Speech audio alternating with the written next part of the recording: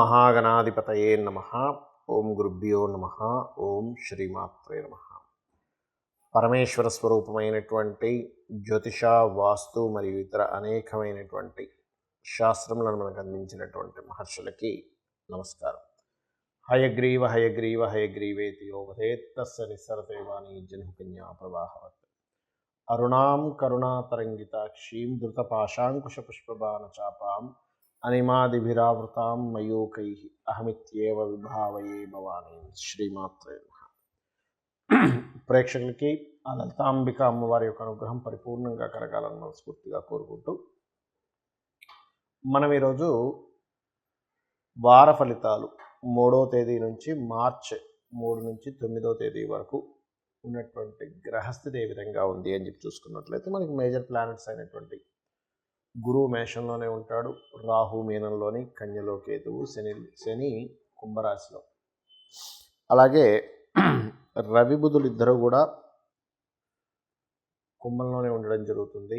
శుక్రుడు కుజుడు మకర రాశిలో సంచరిస్తారు ఈ వారం మొత్తం కూడా. ఇక వృశ్చిక రాశి నుంచి కుంభరాశి వరకు ఈ వారం చంద్రుడు సంచారం జరుగుతుంది 3వ తేదీ నుంచి. 3, 4, 5, 6, 7, 8, 9 7 రోజులు తీసుకుంటే కనుక. ఇక ద్వాదశ లగ్నాల వారికి లగ్నం తెలియని వారు రాశి నుంచి చూసుకోండి ఏ విధంగా ఉండబోతుంది, ఏ విషయాల పట్ల జాగ్రత్తలు వహించాలి మరియు ఏ దేవతారాధన చేసుకోవాలి అనేటువంటి విషయం మనం ఒక్కొక్క లగ్నం పరంగా తెలుసుకుందాం. మిథున లగ్నము, మిథున రాశి. మిథునం వారికి మీకు ఈ వారం ఎలా ఉంది, అసలు ఏ విషయాల్లో చాలా బాగుంది అని చూసుకున్నట్లయితే ఉద్యోగ అవకాశాలు, అది కేవలం ఇండియాలోనే కాకుండా ఇతర దేశాల్లో కూడా ఉద్యోగం కోసం వెతుక్కునేటువంటి అంశాలలో గ్రహాలు చాలా పాజిటివ్గా ఉన్నాయి, గుర్తుపెట్టుకోండి. అలాగే వ్యాపార అభివృద్ధికి కూడా చాలా చాలా బాగున్నాయి ఇప్పుడు ఉండేటువంటి గ్రహాల యొక్క స్థితి. దీంతోపాటు మీరు మరి జాగ్రత్తలు ఏం తీసుకోవాలి, ఏదైనా ప్రాపర్టీ తీసుకునేటప్పుడు చాలా జాగ్రత్తగా ఉండండి. ప్రేమ వ్యవహారాల విషయంలో కూడా కొంచెం గొడవలు అయ్యే ఛాన్సెస్ ఉన్నాయి. అదేవిధంగా కొంచెం మీ సంతానాన్ని వాహనం మీద వెళ్ళేటప్పుడు కాస్త స్లోగా వెళ్ళమని చెప్పండి.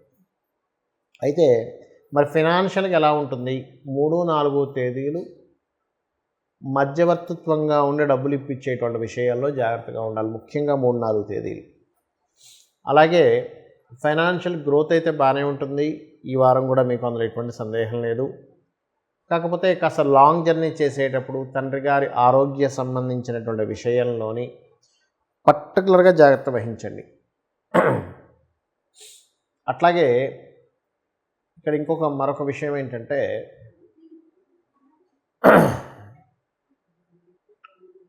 సంతాన సంబంధించినటువంటి విషయంలో మిథునం వారు సంతానాన్ని పొందేటువంటి విషయం IUI చేయించుకుని ఉంటారు కదా, ఇటువంటి విషయాల్లో సప్తమాధిపతి పంచమాధిపతి అష్టమంలో ఉన్నాడు, షష్టమాధిపతితో కలిసి, అంటే 5వ అధిపతి 6వ అధిపతితో కలిసి 8లో ఉన్నాడు. మరి ఎగ్జాల్టెడ్ పొజిషన్లో ఉన్నాడు కదండి అని అనుకోవచ్చు. ఎగ్జాల్టెడ్ పొజిషన్ అలా ఎటువంటి డౌట్ లేదు. కాకపోతే ఈ గ్రహాలున్న రాస్యాధిపతి కంబస్ట్ అయ్యాడు, ఇది చాలా జాగ్రత్తగా అర్థం చేసుకోవాల్సినటువంటి అంశం. ఇక మీరు ఉద్యోగ విషయంలో మంచి అవకాశాలు వస్తాయనుకున్నాము, లాంగ్ జర్నీస్, కొన్ని హైయర్ ఎడ్యుకేషన్ రిలేటెడ్ సంబంధించిన విషయంలో, లాంగ్ జర్నీస్ విషయంలో, బ్యాంక్ ట్రాన్సాక్షన్స్ విషయంలో కొంత జాగ్రత్త వహించాలి, గుర్తుపెట్టుకోండి. ఇక మీరు చేయవలసినటువంటి దేవతా ఆరాధన ఏమిటి అని చెప్పి చూసుకున్నట్లయితే మీరు చేయవలసినటువంటి దేవతా ఆరాధన ప్రత్యేకంగా గుర్తుపెట్టుకోండి. ఇక్కడ లక్ష్మీదేవి యొక్క ఆరాధన, లక్ష్మీ నృసింహస్వామి యొక్క ఆరాధన, కరావలంబ స్తోత్రం, లక్ష్మీ నృసింహస్వామి కరావలంబ స్తోత్రం చేయండి, అన్ని విధాలు బాగుంటుంది. న్యాచురల్గా బయట వాతావరణ పరిస్థితుల్ని, మార్కెట్ పరిస్థితుల్ని గ్రహాలు కొంతవరకు శాసిస్తూ ఉంటాయి. ఆ రకంగా యూనివర్సల్గా ఎటువంటి పరిస్థితులు ఉన్నాయి. శుక్రుడు వాహనాలకు కారకుడైన శుక్రుడు కుజుడితో ఉన్నాడు కాబట్టి శుక్రకుజుడు కలయిక అయిపోయే వరకు కొంచెం వాహనం మీద వెళ్ళేటప్పుడు కొంచెం జాగ్రత్తగా ఉండాలి అందరూ కూడా. అదేవిధంగా 3, 4 తేదీలు చంద్రస్థితి బాగాలేదు కాబట్టి 3, 4 తేదీలు కాస్త వాటర్ ప్లేసెస్కి వెళ్ళినప్పుడు అందరూ కూడా కాస్త జాగ్రత్తగా ఉండండి. అలాగే ఇక్కడ శని భగవానుడు కంబస్ట్ అయ్యాడు కాబట్టి నూనె, ఐరను, కన్సల్టెన్సీ సెంటర్స్ పెట్టేటువంటి వారు, అటువంటి వ్యాపారాలు చేసేటువంటి వారు కాస్త జాగ్రత్తగా ఉండండి. అయితే ఇక్కడ మనం ఇప్పుడు గోచార ఫలితాలు ఏవైతే చెప్పుకున్నామో వీటన్నిటికంటే కూడా అతి ముఖ్యంగా మీరు చూసుకోవాల్సింది మీ జన్మజాతక ఫలితాలు.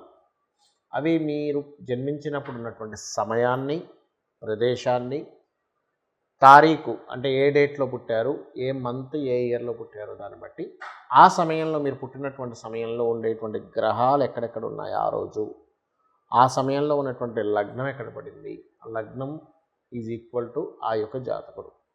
ఆ లగ్నాన్ని ఆధారం తీసుకొని చూడండి, మనం అసలు మనిషిని చూడకుండానే లగ్నం తీసుకొని చెప్పొచ్చు ఆ మనిషి ఎలాంటి వ్యక్తి అని ఖచ్చితంగా చెప్పొచ్చు, పర్ఫెక్ట్గా టైము డేటు అన్నీ ఉంటాయి కనుక. అదేవిధంగా ఎందుకు ఆ లగ్నం ఆ వ్యక్తికి అంత ప్రభావం చూపిస్తూ ఉంటుంది. అలాగే ధనాధిపతిని బట్టి ఈ జాతకుడికి ధనయోగం ఎంత బలంగా ఉంది, ధనం ఎంతవరకు సంపాదిస్తాడు, ఒకవేళ సంపాదించలేకపోతున్నా అంటే ఏ గ్రహ ప్రభావం వల్ల ఈ అబ్బాయికి ఆగిపోతుంది, లేదా అబ్బాయి కావచ్చు అమ్మాయి కావచ్చు, ఎందుకు ఆగిపోతుంది, ఏం చేసుకుంటే బాగుంటుంది అనేటువంటిది మీ ధనస్థానాన్ని బట్టి ఉంటుంది.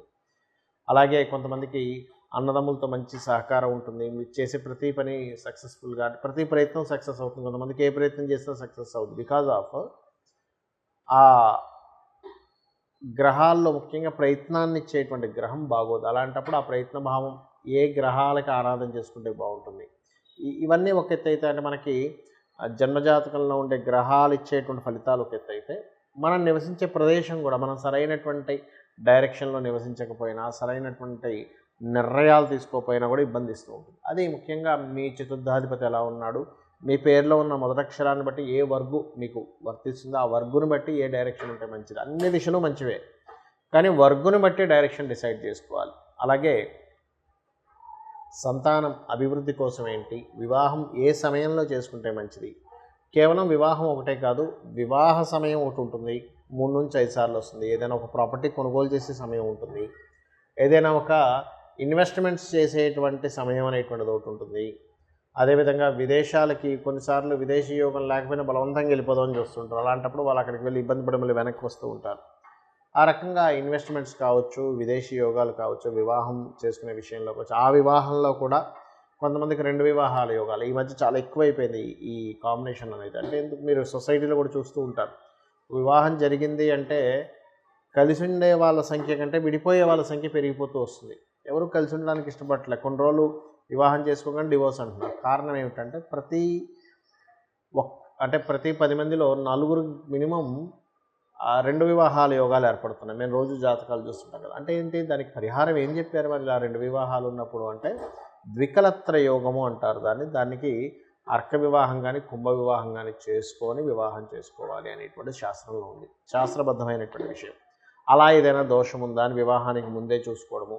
ఒకవేళ వివాహం అవ్వకపోతే కొంతమంది అయ్యో లేట్ అయిపోతుంది అంటారు. ఆలస్య వివాహ యోగాలు ఉంటాయి, చాలామందికి ఆ విషయం తెలియదు. అలాంటివి ఏమైనా ఉన్నాయేమో చూసుకోవడం, ఇవన్నీ కూడా చేయాలి. ఇక ముఖ్యంగా ఈ జన్మజాతకంలో అన్నీ ఉన్నప్పుడు మనము ఈ గోచార ఫలితాలు వారం అని నెలని ఎందుకు చెప్పుకుంటున్నాము అనే విషయం మీకు క్లారిటీ తెలియాలి. ఇదేమిటి అంటే, మనం ఒక విషయం నిర్ధారణ అంటే ఒక నిర్ణయం తీసుకుంటాం. నిర్ణయం తీసుకొని ఈ రకంగా మనం వెళ్దాము అని ఒక ప్లానింగ్ అనుకుంటాం. కానీ మనం అనుకున్నట్టుగా ఆ సమయానికి అవ్వదు. ఎందుకు, ఒక ప్రదేశానికి వెళ్దాం అనుకుందాం, ఆ ప్రదేశానికి వెళ్ళడానికి ఒక అరగంట సమయం అనుకుంటే ఉదయం ఎర్లీ మార్నింగ్ 6:30, 7కి వెళ్తే ఆ టైంకి వెళ్ళగలుగుతావేమో. కానీ అదే జర్నీ 7 o'clock అప్పుడు ఎర్లీ మార్నింగ్ కాకుండా 9కో 10కో వెళ్తున్నాం అనుకోండి, అప్పుడు ట్రాఫిక్ పీక్ టైం, అరగంటలో వెళ్ళవలసింది గంటన్నర పట్టవచ్చు. అదేమిటండి, మనం అరగంట ప్రయాణం కదా, నేను వెళ్ళాలనుకుంది వెళ్ళిపోతాను కదా అంటే కాదు. నీ ప్రయత్నం ఒక ఎత్తు అయితే బయట ఉండేటువంటి సిచ్యువేషన్స్ కూడా నిన్ను రూల్ చేస్తుంటాయి. ట్రాఫిక్ ఈ టైంలో పీక్ టైం, ఈ టైంలో నువ్వు ఈ టైంలో అయితే వెళ్ళగలవు, ఈ టైంలో అయితే ఇంకొక గంట ముందు బయలుదేరాలనేటువంటి ఒక క్యాలిక్యులేషన్ ఎలా ఉంటుందో, అలాగే ఏదైనా ఒక వ్యాపారం ప్రారంభించినప్పుడు ఇప్పుడు ప్రజలకి ఇది అవసరం, జనాలకి ఇది అవసరం కాబట్టి ఇది కొంటారనేటువంటి దాంతో ప్రోడక్ట్ని ఎలా రిలీజ్ చేస్తాము, దీనికి ఇప్పుడు ఇంత డిమాండ్ ఉండదు కాబట్టి దీన్ని మనం కొనుగోలు అంటే అమ్మడం అనేటువంటిది కరెక్ట్ కాదనేటువంటిది మనం ఎట్లా అయితే డిసైడ్ చేస్తామో, సేమ్ యాజ్ ఇట్ ఈజ్ గుర్తుపెట్టుకోండి. అదేవిధంగా వీరికి ఏ పేరు అంటే మీరు తీసుకునే గృహం కావచ్చు, లేకపోతే మీరు అన్ని పర్సనల్గా ఇదైతే ఇప్పుడుండేటువంటి గ్రహస్థితి మీరు గృహయోగం ఉంది, కానీ ఇప్పుడున్న గ్రహస్థితి గృహం కొనుక్కోవడానికి అనుకూలంగా ఉందా లేదా, ఇప్పుడున్న గ్రహస్థితి ఉద్యోగం మారడానికి అనుకూలంగా ఉందా లేదా, అంటే బయట ఉన్న వాతావరణం. ఇప్పుడు బయట ఉన్న వాతావరణము ట్రాఫిక్ని బట్టే కదా మనం వెళ్ళేటువంటిది అంతా ప్లాన్ చేసుకుంటున్నాము. అట్లాగే ఇప్పుడుండే గోచార గ్రహాలు బయటుండే ఇప్పుడు గోచారంలో ఉండే గ్రహాలు ఎంతవరకు మీకు సపోర్ట్ చేస్తున్నాయని చెప్పేది ఈ వార ఫలితాలు, మాస ఫలితాలు, ఇవన్నీ సంవత్సరం రోజు మనం చెప్పుకునేటువంటిది కూడా. దాన్ని చూసుకొని మీరు నష్టపోకుండా ఉండడానికి మనం చెప్పుకుంటున్నాం. కాబట్టి ఇవి తెలుసుకొని ఆ యొక్క అమ్మవారి అనుగ్రహం మీరు పరిపూర్ణంగా పొందాలని మనస్ఫూర్తిగా కోరుకుంటూ శ్రీమాత్రే నమః.